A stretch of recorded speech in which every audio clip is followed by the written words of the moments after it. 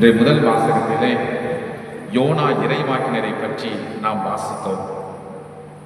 ஆண்டவருடைய பிரசனத்தில் இருந்து 3 முறை யோனா தப்பிக்க முயற்சி செய்வதாக நாம் வாசித்தோம்.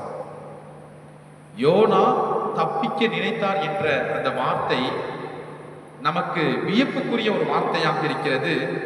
அதுவும் விந்தைக்குரிய ஒரு செயலாக இருக்கின்றது. ஏனென்றால் இந்த உலகம் முழுவதும் ஆண்டவருடைய பிரசனம் நிரம்பி இருக்கின்றது. அப்படி இருக்கின்ற பொழுது ஆண்டவருடைய பிரசனத்திலிருந்து எப்படி தப்பித்து ஓட முடியும் என்பதுதான் வியப்பான ஒரு கேள்வியாக இருக்கின்றது. யோனாவை பொறுத்தவரை யூத நாட்டில் மட்டும்தான் ஆண்டவருடைய பிரசனம் இருக்கிறது.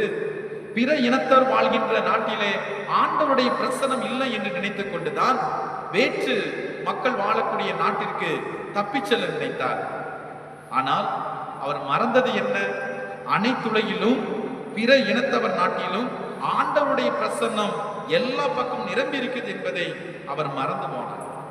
அன்புக்குரிய சகோதர சகோதரிகளே, இதைத்தான் முதல் பெற்றோரும் செய்தார்கள்.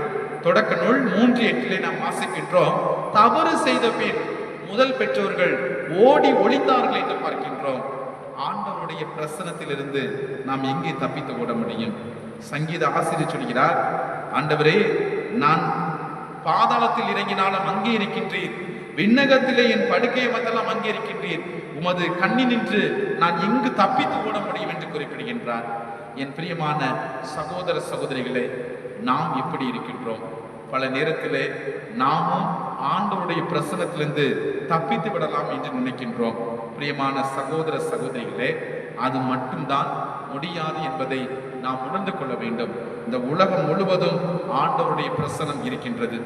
ஆலயத்தின் உள்ளே ஆண்டவர் இருக்கின்றார், வெளியிலும் ஆண்டவர் இருக்கின்றார் என்பதை பல நேரத்தில் நாம் மறந்து விடுகின்றோம்.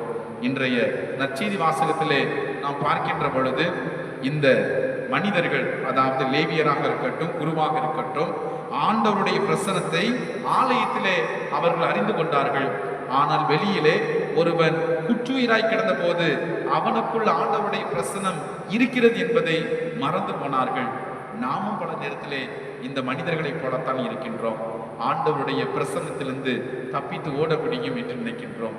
ஆண்டவருடைய பிரசன்னத்திலிருந்து யார் தப்பித்து ஓட முடியாது. ஆண்டவர் பொறுமையோடு இருக்கின்றார். ஆண்டவர் நமக்கு இரக்கம் காட்டி வருகின்றார். எனவேதான் இந்த உலகம் இருப்பதும் இயங்குவதும் ஆண்டவருடைய அருளினால் தான், இரக்கத்தினால் தான் என்பதை நாம் உணர்ந்து கொள்ள வேண்டும். என் அன்புக்குரியவர்களே, ஆண்டவருடைய பிரசன்னம் எங்கும் இருக்கின்றது. அந்த பிரசனத்திலே நாம் இணைந்து கண்டுகொள்வோம் என்ற உறுதிப்பாட்டோடு இத்திருப்பலியிலே தொடர்ந்து பயணம் செய்வோம்.